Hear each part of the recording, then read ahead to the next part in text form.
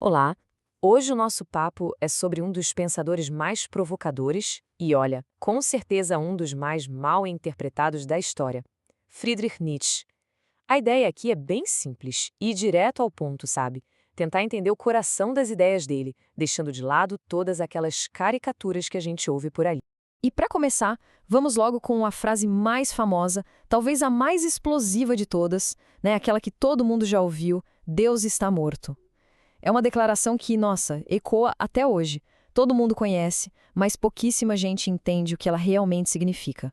Pois é, o que ele realmente queria dizer com isso? Porque isso é crucial. Não se trata de uma comemoração, de uma festa para o ateísmo. É, na verdade, um diagnóstico cultural muito, muito profundo. Então, a grande pergunta que vai guiar a gente é: o que estava por trás dessas palavras tão impactantes? Certo. E isso nos leva direto para o primeiro pilar do pensamento dele. Para Nietzsche, a morte de Deus está longe de ser um motivo para comemorar. Pelo contrário, é o sinal de uma crise gigantesca. É o ponto de partida de toda a filosofia que ele vai construir. O ponto central é exatamente esse. Nietzsche não estava falando de um evento literal, sabe? Tipo um ser divino que morreu. Ele estava olhando para a cultura ocidental e fazendo um diagnóstico. Ele percebeu que a crença no Deus cristão, aquela base que sustentou a moral, a ética, o sentido de tudo por séculos, simplesmente não se sustentava mais. Era como se o alicerce de um prédio gigante estivesse rachando e prestes a ruir. Olha só que interessante esse contraste. De um lado, a interpretação mais comum, mais popular, que vê a frase como um tipo de grito de guerra ateu, né? Mas do outro lado, o que Nietzsche realmente queria dizer, o anúncio de um colapso.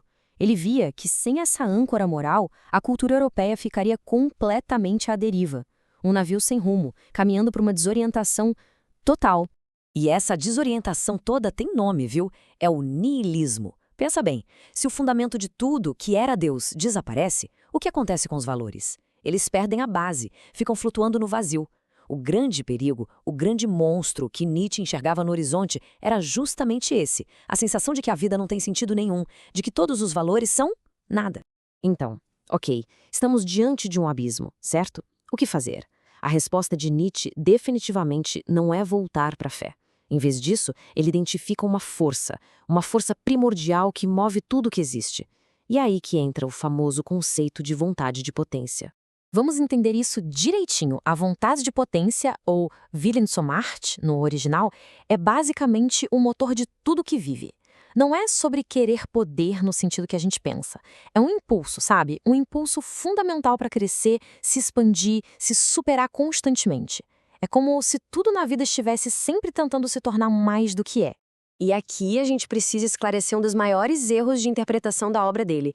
Vontade de potência não é sobre dominar os outros. Não é sobre política, sobre tirania. É o oposto disso. É uma força voltada para dentro. É sobre dominar a si mesmo, sobre se superar. É aquela energia criativa que pega um obstáculo, que pega o sofrimento e transforma em força, em crescimento.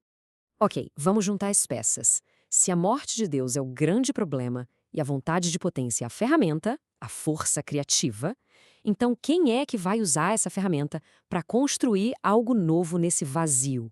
A resposta de Nietzsche é um ideal para o futuro da humanidade, o Übermensch. O Übermensch, que a gente pode traduzir como além do homem ou super-homem, mas cuidado com essa palavra, é a figura que aparece como a grande resposta ao niilismo.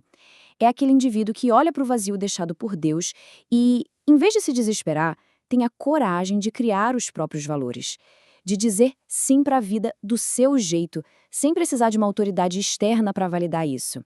E Nietzsche usa uma metáfora incrível para explicar isso. Ele diz que o ser humano é como uma corda, esticada sobre um abismo. De um lado, o animal, a besta.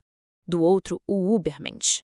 A nossa grandeza, segundo ele, não é ser um ponto final, mas sim ser essa ponte, ser uma passagem, estar sempre nesse processo de se superar.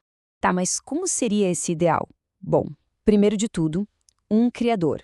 O Übermensch não aceita valores prontos, ele cria os seus próprios. Ele afirma a vida por completo, com tudo que ela tem de bom e de ruim. Ele supera aquela moralidade de rebanho, sabe? De seguir todo mundo. É alguém com coragem, originalidade, que, como diz Nietzsche, dá estilo à própria vida. Quase como um artista. E aqui um aviso importantíssimo. É absolutamente crucial entender isso. O conceito de Übermensch foi distorcido de uma forma terrível ao longo da história, usado para justificar ideologias racistas e políticas horríveis. Mas a intenção de Nietzsche nunca foi essa. É um ideal puramente filosófico sobre o potencial humano, sobre a nossa capacidade de nos criar e ir além da moralidade tradicional. Não tem nada a ver com raça ou política. Muito bem. Com esse ideal do Übermensch já desenhado, Nietzsche propõe o teste final, o que ele mesmo chamou de o pensamento mais pesado de todos. É um experimento mental, uma provocação para medir a nossa capacidade de afirmar a vida de forma absoluta. É o famoso eterno retorno. Pense nisso por um segundo. E se cada momento da sua vida, cada alegria, mas também cada dor, cada erro, cada vergonha, se repetisse? E não uma vida parecida, mas esta mesma vida exatamente igual para todos sempre, sem mudar uma vírgula.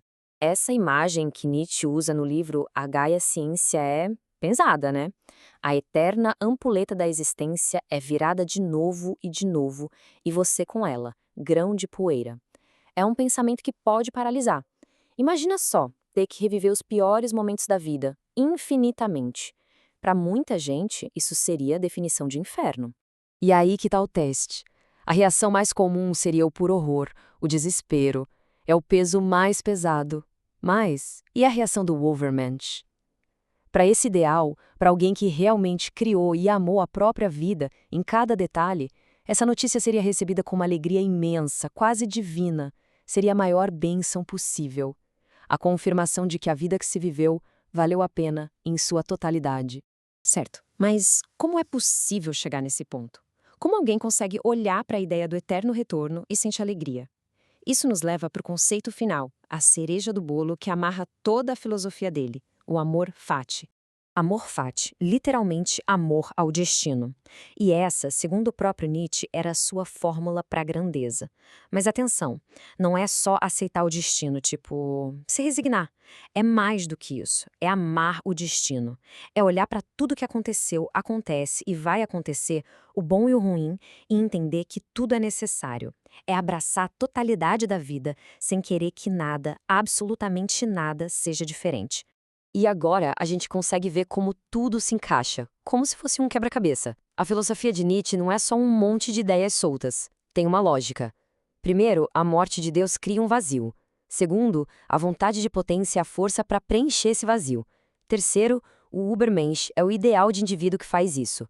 Quarto, o eterno retorno é o teste definitivo para ver se essa vida criada vale a pena.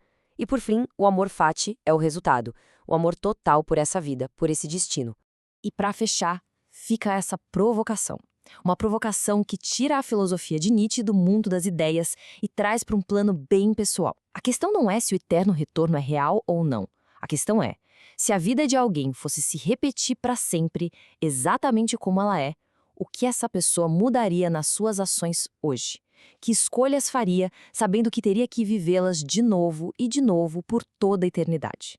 Fica aí a reflexão. Muito obrigada pela companhia nesta jornada.